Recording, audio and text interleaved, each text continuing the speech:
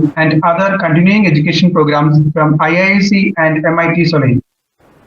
He has more than 35 years of product development experience, especially real-time embedded software in the defense, telecom, industrial, healthcare, and automotive verticals in varied capacities as developer, design lead, system architect, consultant, and director R&D.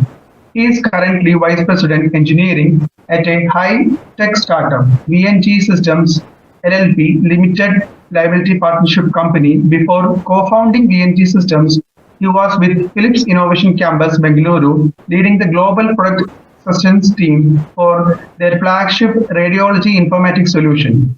He has led many successful national and international projects working in Bharat Electronics and Tech Mahindra.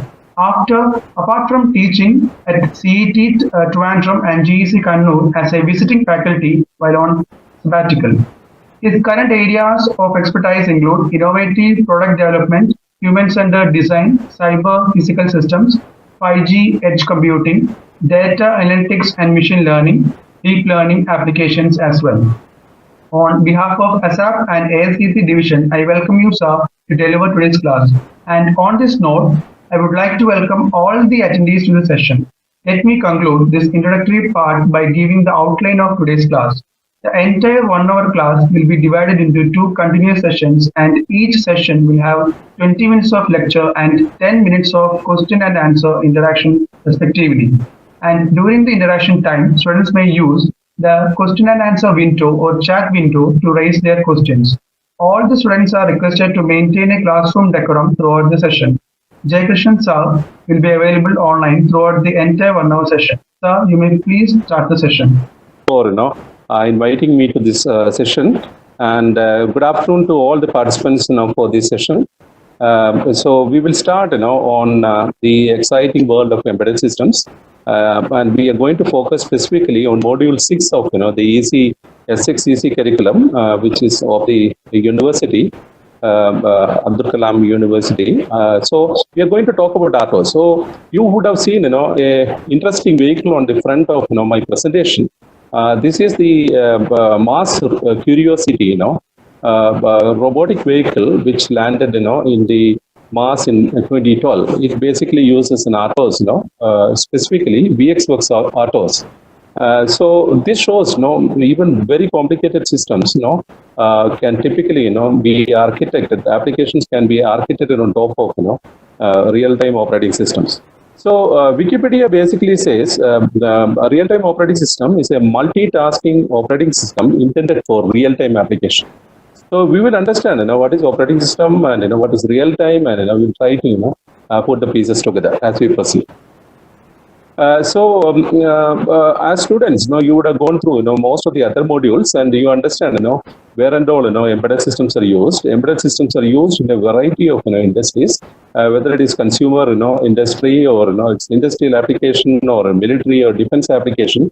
You can see every product around has got a microprocessor and an embedded software embedded into that. So you can see whether it's a kitchen, or whether you are living room, or whether you are in the office. You can see variety of products here where it goes. So I will walk you through quickly the various portions in your module 6. Module 6, as you know, is the last module in your embedded system course. So I will do a quick refresher in case some of you have missed some of the in-between modules, so that you will get a better foundation before we dive into the other complex areas. So let me give you a caution to you. This module 6 typically is taught in an 8-hour multiple sessions. So what you are going to hear today is going to be a overview of things. So you need to really do a lot of homework by yourself, going through textbooks and going through sections in detail, basically for you to attempt the exam. So don't think this is going to be a very comprehensive this thing. As I told the syllabus calls for 8-hour session. So we are trying to see how best we can do an online session where you will be given some high level overview. So basically I'm saying that this is not a substitute for the classroom sessions, but this will give you a high level overview which will trigger your interest in this domain to read textbooks and understand more details, and then do a good job in designing projects at the same time doing your exams. Let me give again one more caution that I will not be talking in detail on micro C OS2 because it's a special RTOS where a lot of system calls are being discussed in your textbook. So to ensure that I cover everything in time, I am just keeping it separately. But generic aspect of the operating system, the concepts, foundations, everything I will be covering as we proceed. And I will also highlight some of the popular real-time operating systems and then where it is used and things like that. So I will give you an industry perspective at the same time. The foundation aspects I will be covering in the next 1 hour. So let me quickly take you through the highlights of an embedded system. So unlike a general purpose computing environment like a laptop or a desktop computer, embedded system is peculiar. What is peculiar there? Because embedded system you can think like an ant. But whereas the general purpose computing systems like laptops and desktop system can be taken as a horse. So you can understand how much constraints are there in an embedded system, because embedded system, a typical embedded system, as you know, it consists of a microprocessor, microcontroller, typically integrated inside a system on chip, and there is memory because memory why is required because all your program and your data gets stored in these memories. And then you have got different peripheral IOs. You would have gone through different types of IOs by now. And there are communication transceivers to connect with other embedded systems. And typically embedded systems will have sensors and actuators for various purposes. Sensors like temperature, pressure, and things like that. When you talk about actuators, it could be solenoid valves, motors, different types of motors like BLDC motors and things like that. And there will be power converters. Embedded systems typically work on batteries. And then you will have either RTOS need not be there in an embedded system, because simple embedded systems like a washing machine or a rice cooker, it doesn't need a complex RTOS there. So even with a simple executive, which I will explain later, you will be able to write software and make it provide the services that you want. But complex embedded systems, you need to have an RTOS so that application development becomes simpler. And all these things are typically kept in a ROM, embedded ROM like a flash or that sort of storage. That's why it is called an embedded system. We are trying to embed your application programs in a semiconductor device like a flash memory and things like that. That's why it's called embedded system.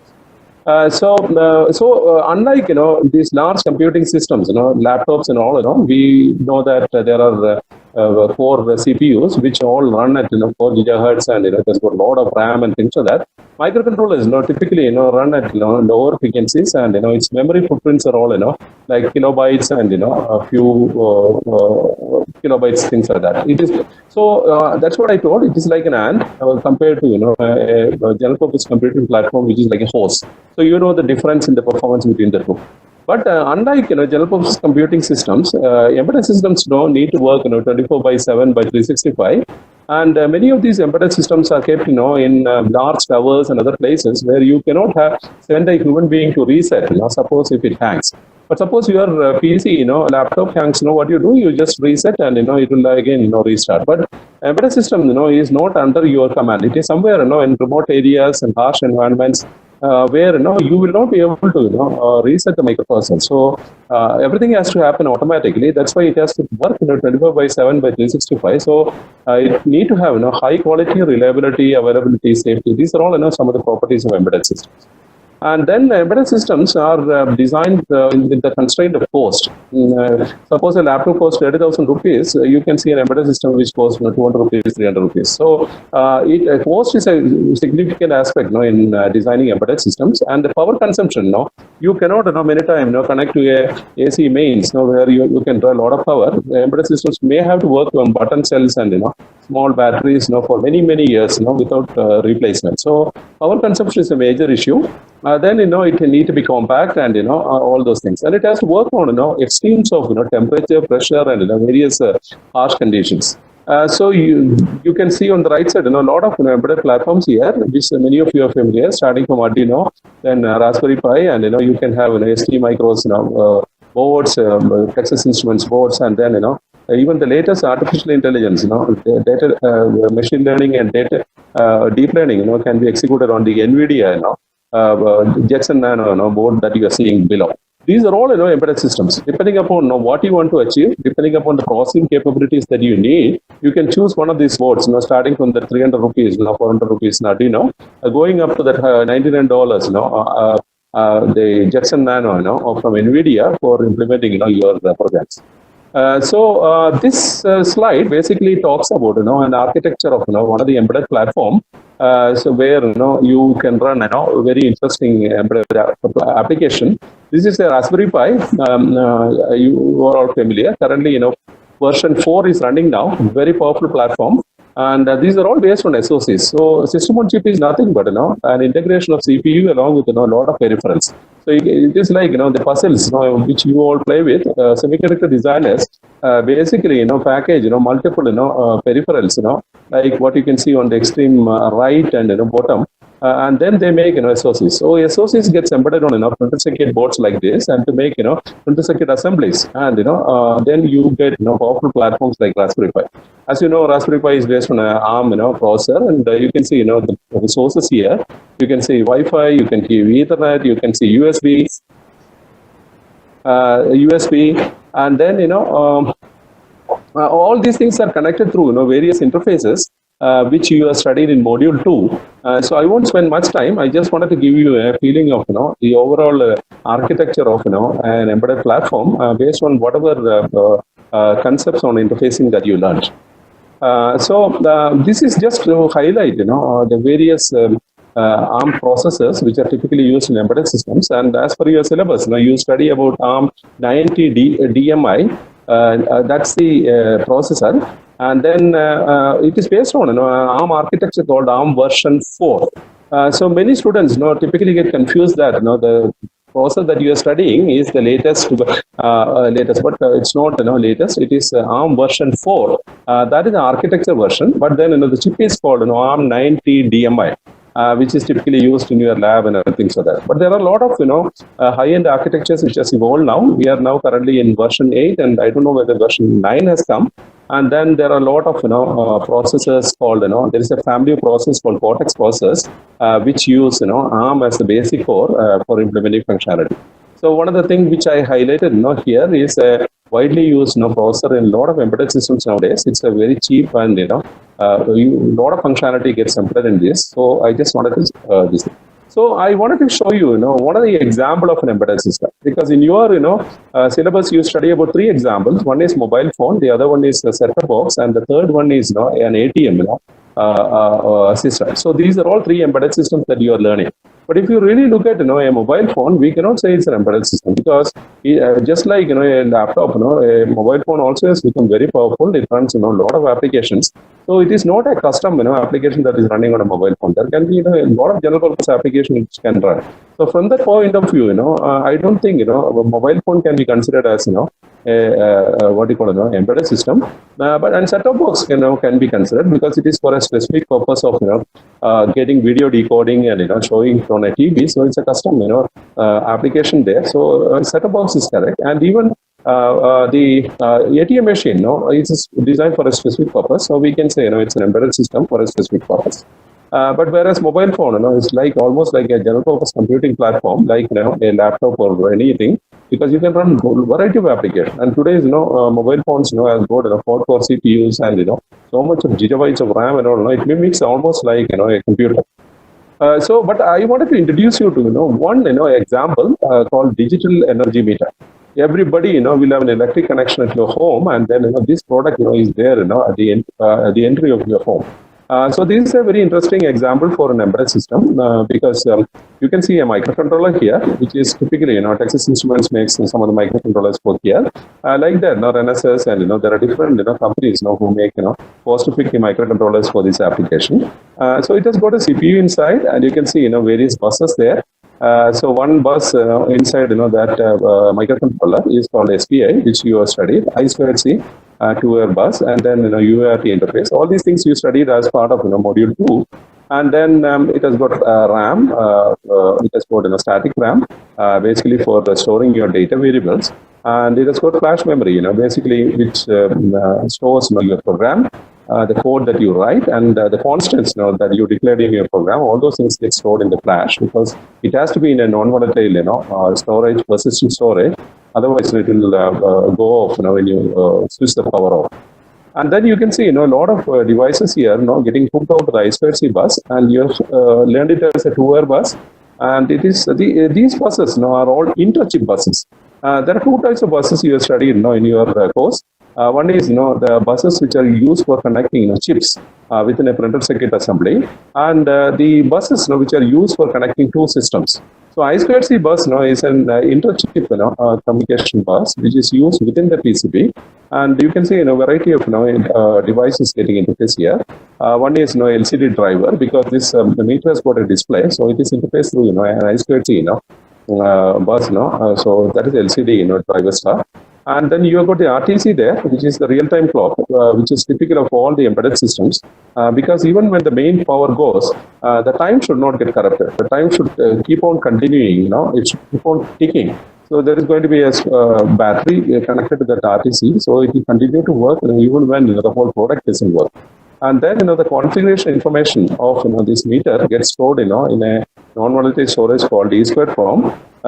So typically, these meters, after they manufacture, they have to undergo some calibration. And once you do the calibration, because these are all digital meters, the calibration values need to be stored in some device, a non-volatile device. So that's where this E2 form gets application there. And then you can see the UART there, which is typically the TXT RXT type of interface. They get connected to some of the optical and other type of transducers for reading this meter. And then you can see here an ADC here because the external world in many of the embedded system application is analog in nature. But whereas embedded system per se is digital in nature, so there has to be a conversion from analog to digital. So that is accomplished by ADC, and you also learned about ADCs in your previous classes. For example, in this meter application, you need to sense the voltage and you need to sense the current, which is going through these lines, and then voltage into current, and then you incorporate the power factor by looking at the phase between the voltage and current waveform, and then you will be able to compute the unit of power that you consume in an energy meter. And then for making all these devices work, you need to have a power converter which has to draw the energy from the main line itself. So in my view, a digital energy meter, which all of you are very familiar in the form, is a very good example of a typical embedded systems, which will which will make you think about all the things that you have learned in your curriculum so far. So let us now switch over to RTOS here. Real-time operating system. So what is real-time and what is operating system? Let us go to the second portion first, because many of you are familiar with what is an operating system. Operating system is a piece of code which is running on a computer, basically managing all the hardware and some of the lower level software resources. So the application program doesn't need to interact with the hardware directly, because if it interacts with hardware, there are a lot of challenges which will happen, which we will discuss later. Always operating system, application program uses the services the operating system basically to access the hardware features provided by an underlying target, and then so there are a lot of functions typically operating systems do. It enables you to do multitasking. It enables you to do input-output operations. There are timers, clocks, and memory management. There are a lot of functions a typical operating system provides. So instead of you reinventing the whole wheel, application programmer can focus on his specific problem, and he can write the code corresponding to that, and he can use the services of operating system which is written by specific companies like Microsoft has got Windows operating system. Linux is an open source community operating system. Then VxWorks which I told used in the Mars rover project, that is written by that company. They are all experts in writing system software. So they have written this layer of software called operating system, and it provides application programming interface to applications, and then you can call you can use those application programming interfaces basically for achieving what you want to achieve in the application. That is the meaning of operating system. So then you may be wondering what is real time? Real time, so not all embedded systems need to have real time. For example, if it is an embedded system for your rice cooker, there is nothing like real time there. But suppose, if you have an embedded system for, a fighter jet, which is flying at the speed of, 2 to 3, times the speed of, sound, then, there, whatever you use, need to be, a real time. That is because if the pilot applies a certain control, it need if he gives a stimuli, that means if he applies certain control, it has to the effect has to happen within a certain time.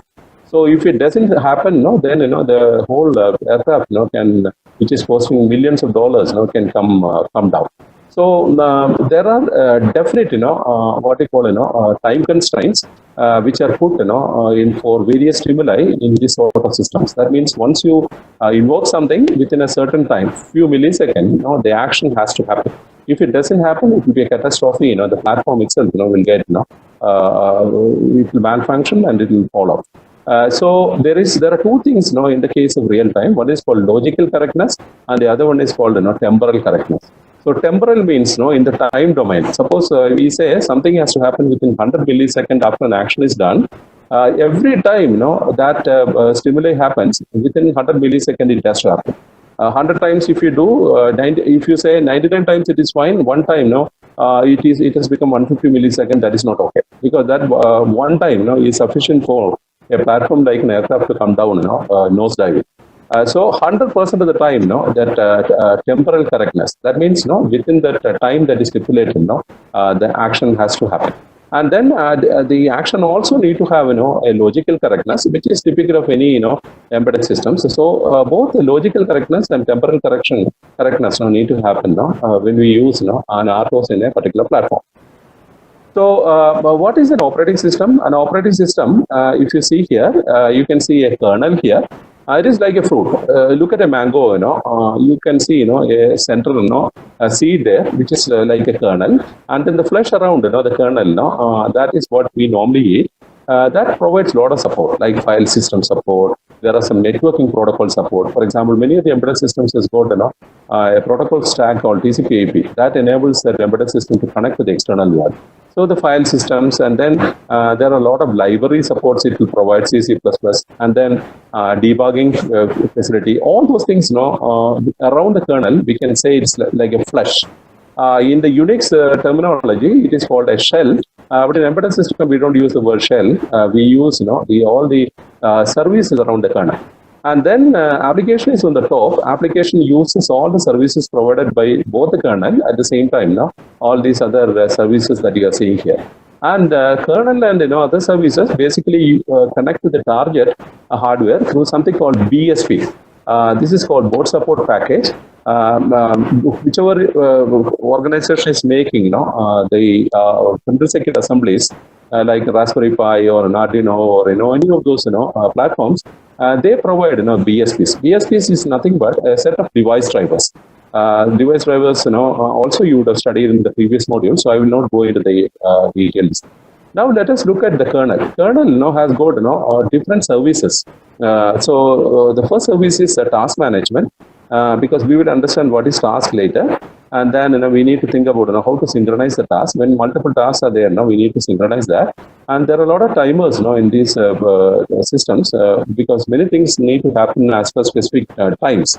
So there is something like a timer management, and there is input-output device, a lot of peripherals here which need to be managed. And then there is memory management, because every task wants a lot of memory, but then there is limited memory in all these embedded systems. As I told, embedded system has got a lot of constraints. So memory footprint is one of the constraints.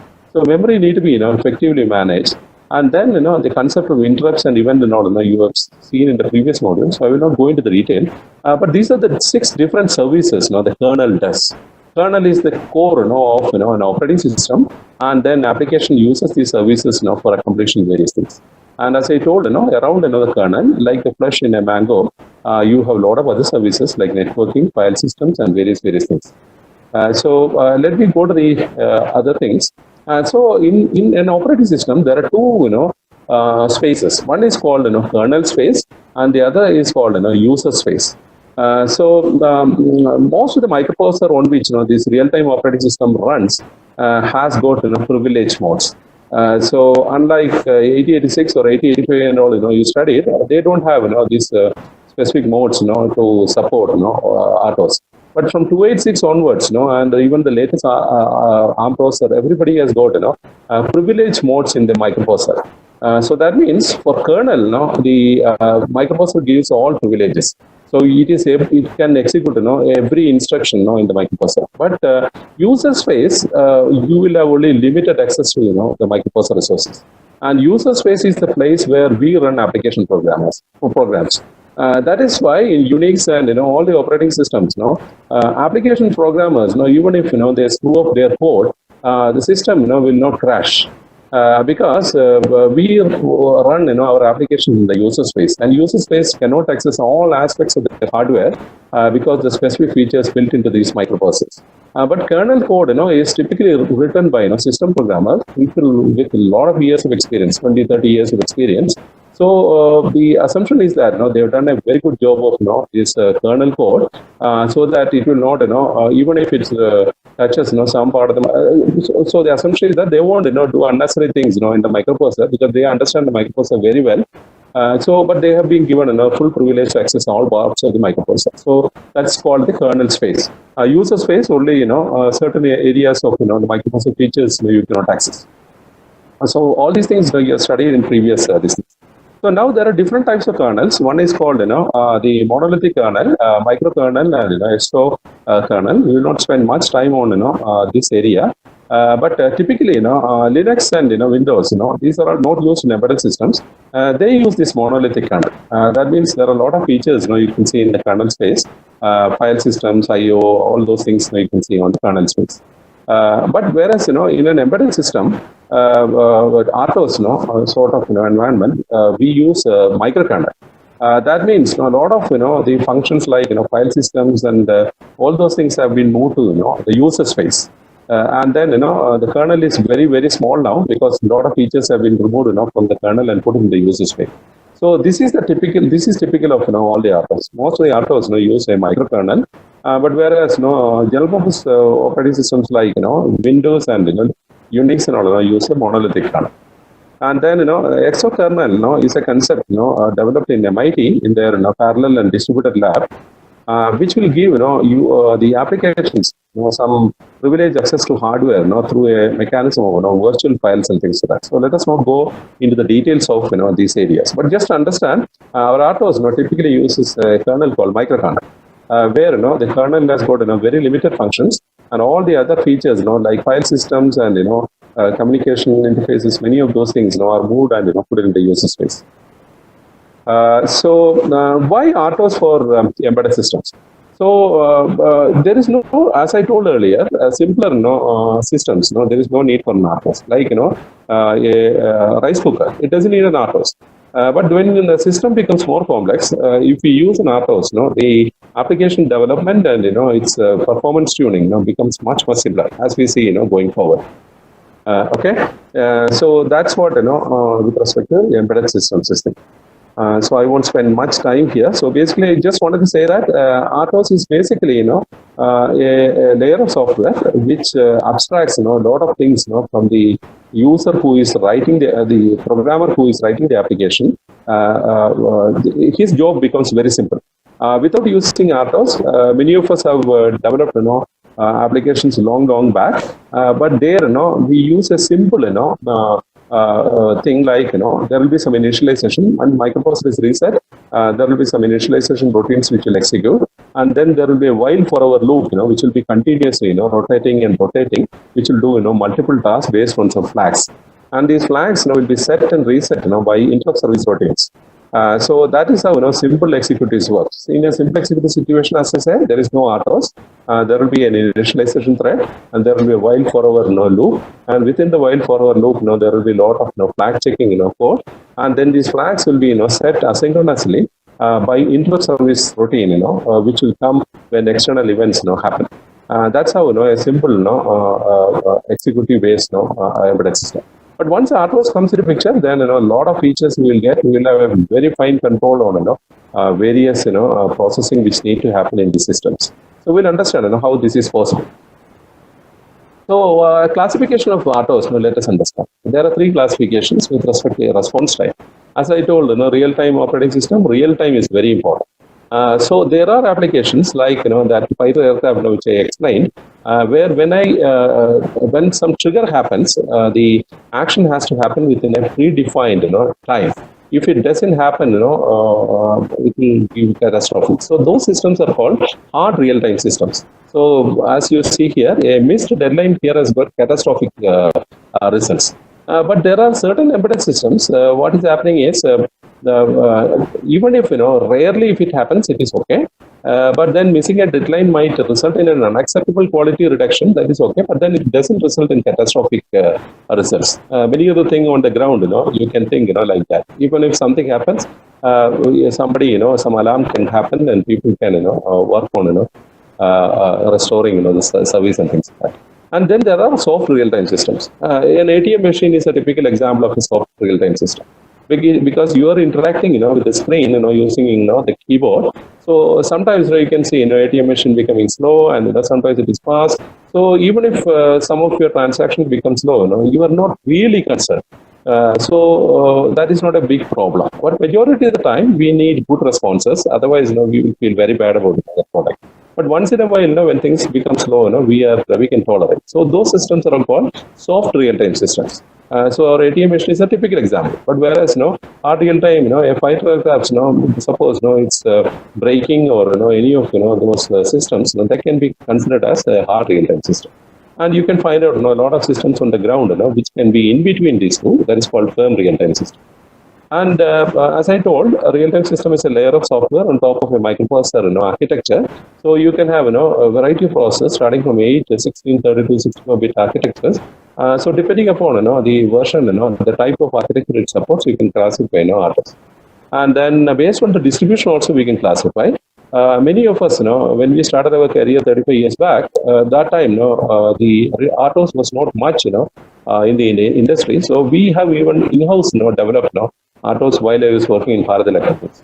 But then subsequently in the 90s and till now, there have been a lot of commercial real-time operating systems. In fact, there are 80 commercial real-time operating systems around the world which people use.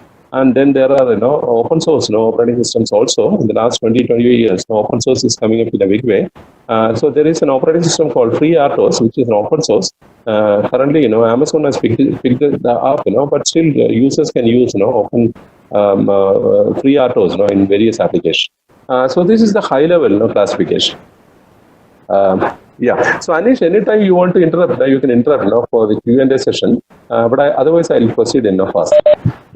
Yes, sir. So do you want to break here now for a Q&A?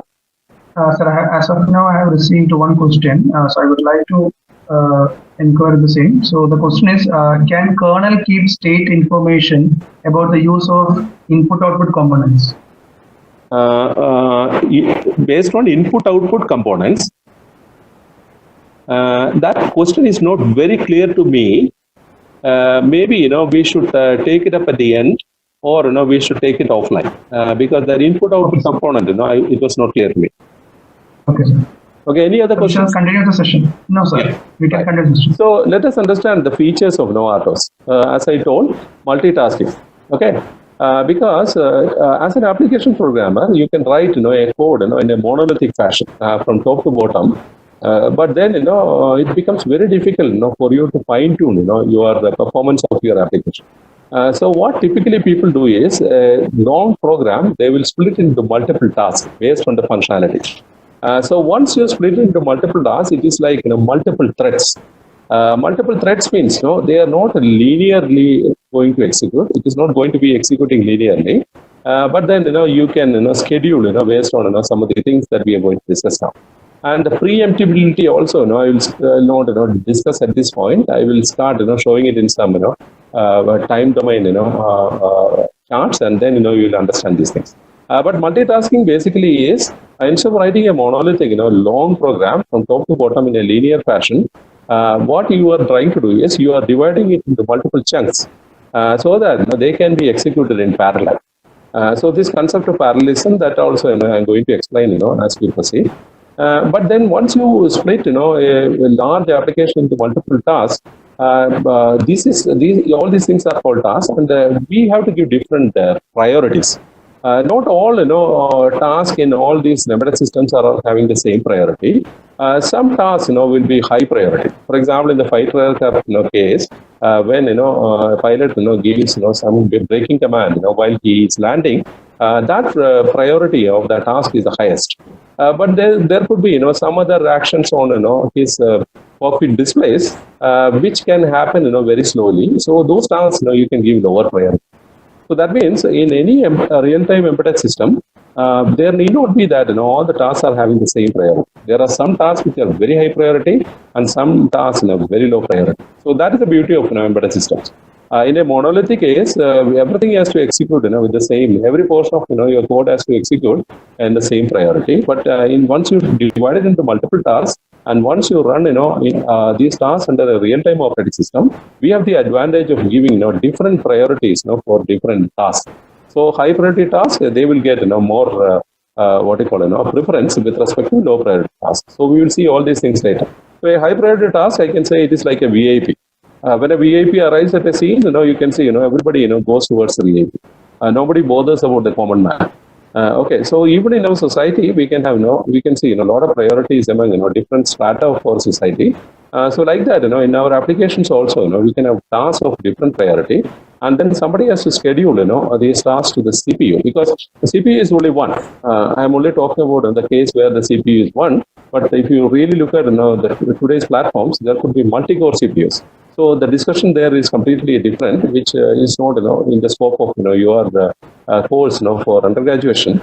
So let us in all the discussion going forward, we will only talk about a environment where there is only one CPU core, so that it has to be shared across multiple tasks. So how do you do that based on this priority? That is the beauty of real-time operating system. As I told, these once you have multiple tasks, it is not that these tasks will exist independent.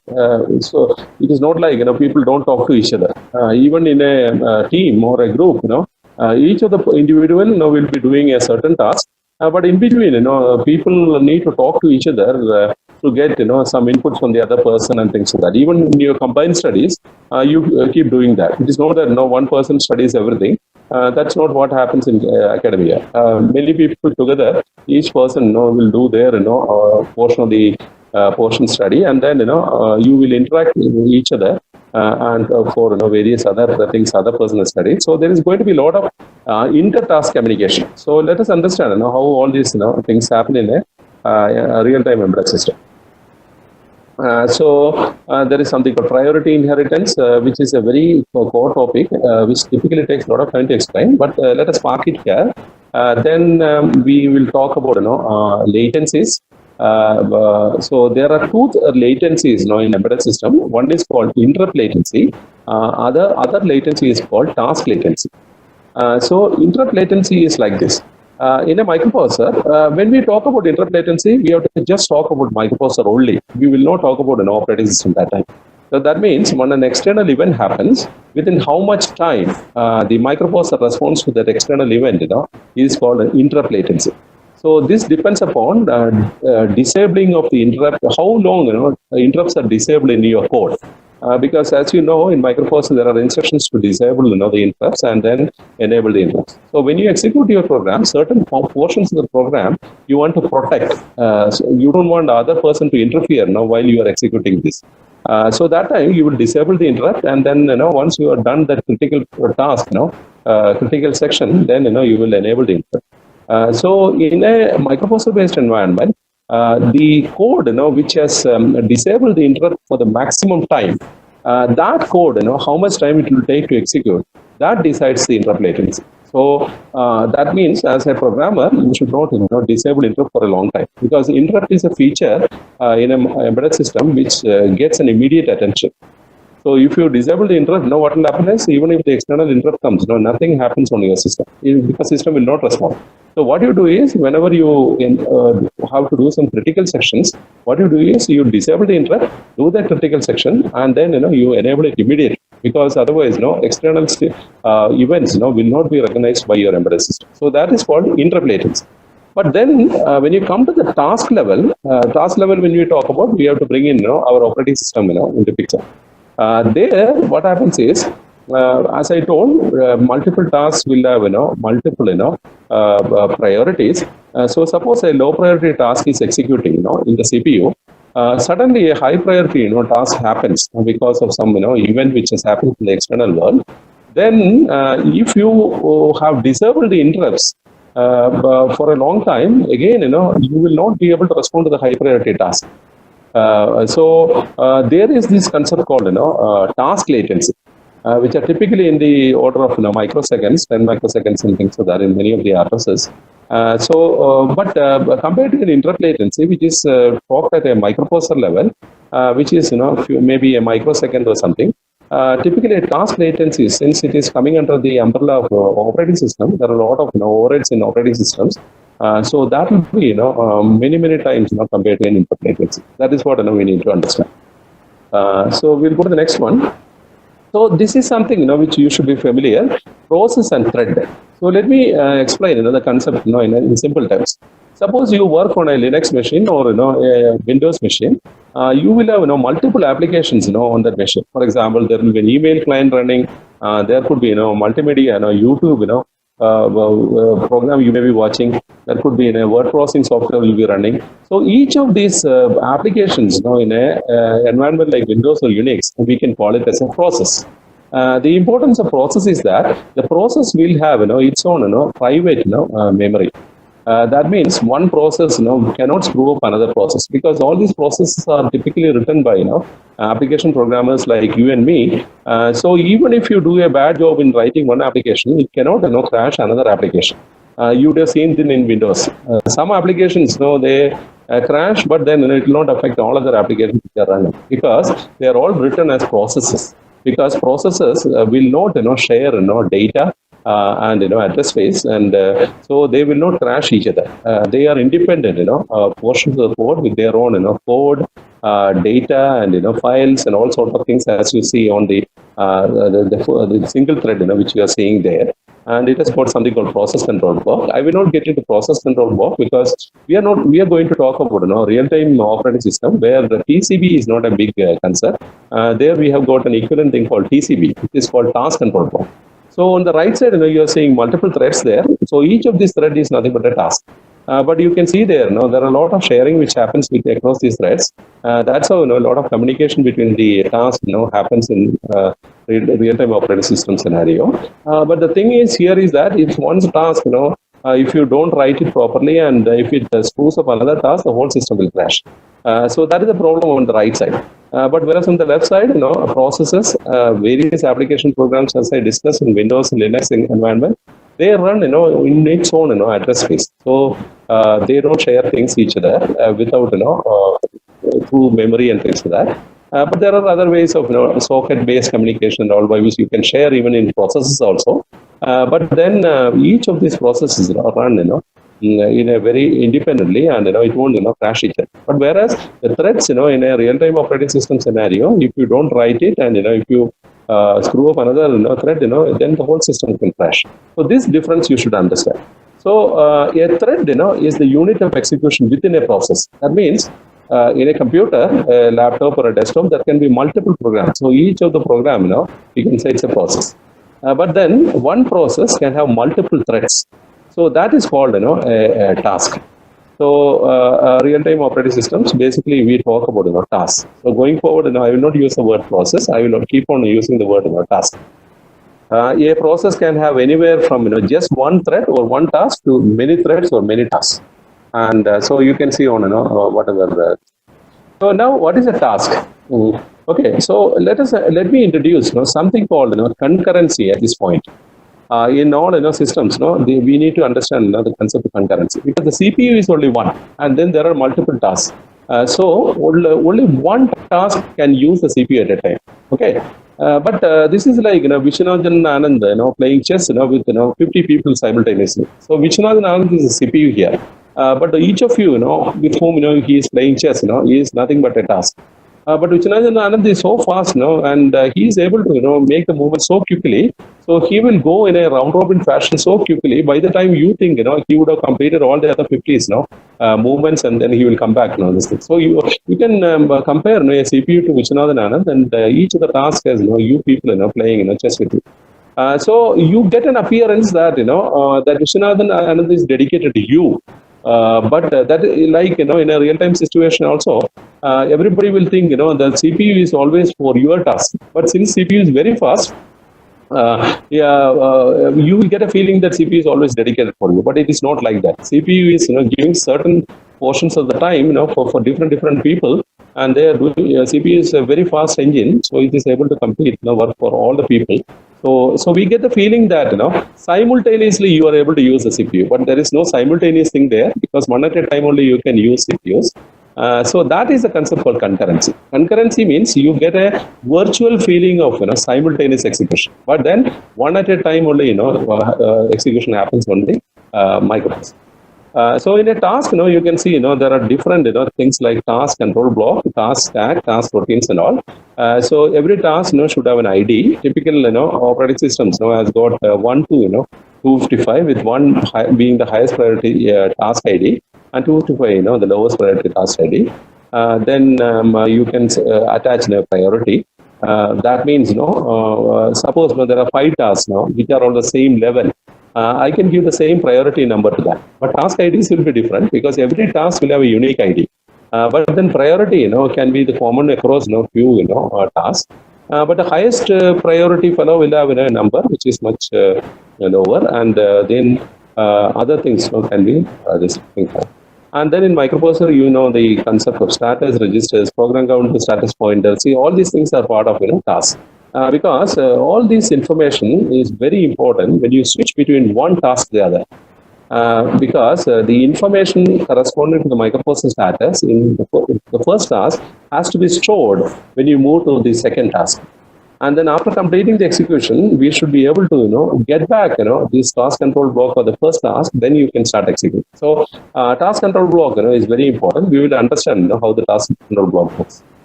So this is the task scheduling. So you can see multiple states here. This is like a state diagram. I don't know how many EC students are aware of this, but computer science students typically learn some technique called state transition. So I can put it in simple form here. There are multiple states here, and then you will traverse from one state to the other when certain system calls are done in this real-time operating system scenario.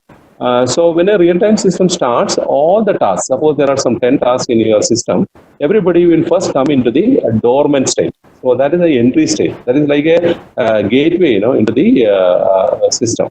And then these tasks, I told 10 tasks, only one task can be going to the running task at a time. Okay. So before getting into the running task, a dormant task cannot directly go to a running task. First, it has to go to a ready state, and it has to be there in a queue. And then the operating system, depending upon your priority, because as I told, in a multitasking situation, there can be different priorities for different tasks. The highest priority task now will be taken, and you will be pushed to the CPU. And then once he completes execution of his part of the code, then he can come again back to the dormant state. And then after a certain time, when you want to go into the running state, first you go to the ready state, and then depending upon the priority, it will be scheduled into the running state. But while you are executing as a high priority task into the CPU, the running state, suppose you want to get a resource, suppose a printer resource. And then you try to call and make a system call to get the printer source, but some other task would have taken that resource earlier. So immediately you will go into the block mode, okay? And then some other lower priority task will come from the ready queue, and then it will go to the running state. So so that means in a real-time operating system scenario, what will happen is all the tasks will be in one of these states. And there can be only one task, in the running, state, because that is the one which is using the CPU. But there can be many tasks, in the ready queue. There can be many tasks in the block queue, and there can be many tasks in the dormant queue. And then all these transitions happen by inter-service routines, by system calls. Those are all the ways in which these transitions happen. So I will not complicate this at this point, except to say that the switching a task a task, once a task is running in the CPU, switching to another task, to come and use the CPU, that is called context switching. So let us understand what is this context switching now. So there are two types of scheduling by the real-time operating system. One is called non-preemptive scheduling, and the other one is called preemptive scheduling. So let us look at this non-preemptive scheduling. There are 4 tasks here. The first task got scheduled, and then it completed its job, and then task 2 was able to execute, but it has got a lower priority because the vertical axis is task priority. So task 2 is having low priority, so it executed, and then suddenly and then it completed. Okay, and then task 3 was taken and it was executed. It completed in time domain. The horizontal axis is the time, and then it went into task 4. Okay, and so no tasks are getting preempted. So no interruption is happening in any of the tasks. Each of the tasks it completes its execution, the portion of the code, and then the real-time operating system schedules the next task. So it's a very simple scheme here, non-preemptive scheduler. But look at the preemptive scheduler. Okay, the task 2, task 1 was executing here. Okay, and then it completed because that time no other high priority task was there. Task 1 completed as planned, but then task 2 a low priority task started getting executed. So you can see in the time domain it is executing. Suddenly, before the task 2 got completed, a task 3 is coming up now. Okay, and then in the earlier case, even if task 3 comes up also, unless you complete task 2, the CPU will not be given to task 3. But here, immediately, task 3, is given the CPU. That is called preemption. And then the high priority task 3 completes, and then again task 2, which didn't get completed, will continue, completing. So that is what you are seeing there. So task 2 got divided now in time domain because of that task 3, which is not the case in the non-preemptive scheme. So hard real-time systems need a preemptive kernel.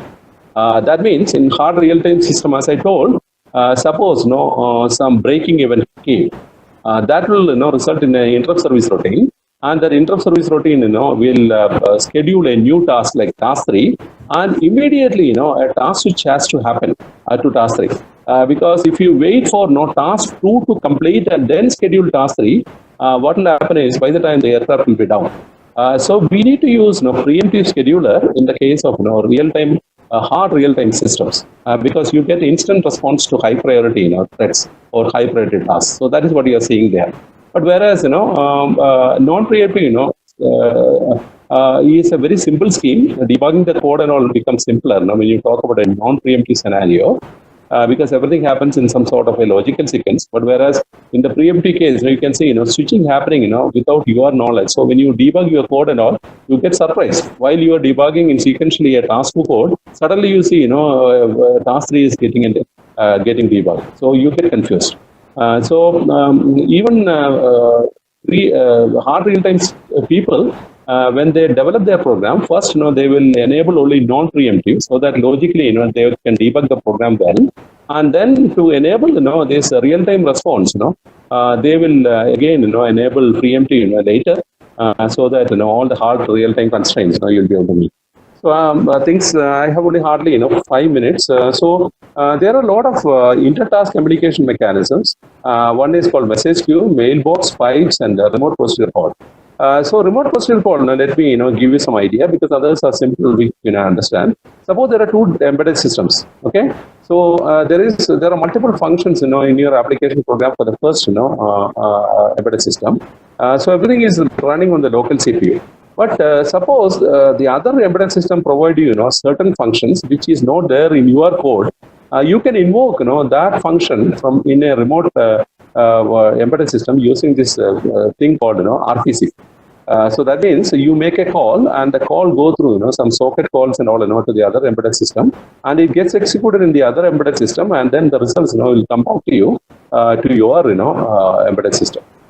So this is called RPC. This is used in a distributed environment. But then, message queues are between tasks, you can have a FIFO, LIFO, and, priority-based queues and things like that, so that, you can talk to each other, task and react to each other. Mailbox is nothing but a message queue, with just, one message at a time. So that's called mailbox. And the pipes are, key for simple mechanisms, which are, a subset of, message queue, but then, it is used for, byte stream based communication, but whereas the other one, message queue, it is for the concept of message need to be there during communication. So we also need to talk about semaphores. There are different types of semaphores which we'll see. So semaphore is required in embedded systems because there are certain few resources in an embedded system, and every part. Sorry to interrupt you, sir. We are yes entering the last 5 minutes of the session. So yeah, I think we have to conclude here. So there are binary semaphores, counting semaphores, and mutual exclusion semaphores. These are basically used for sharing resources in an embedded situation. These are good illustrations which you should be able to see it. This thing. And as part of the course, you study about other real-time operating system. And let me tell, VxWorks is the most widely used real-time operating system currently. But there is open source, free RTOS from Amazon, which many of you can use. And there is RT Linux and other types of operating systems. But as I told, there are some 80 operating systems in the market. So micro C, OS2, what is you study in detail, I didn't include here. So you can go through, the textbooks in that, and understand the different, function calls, system calls, which are used in that.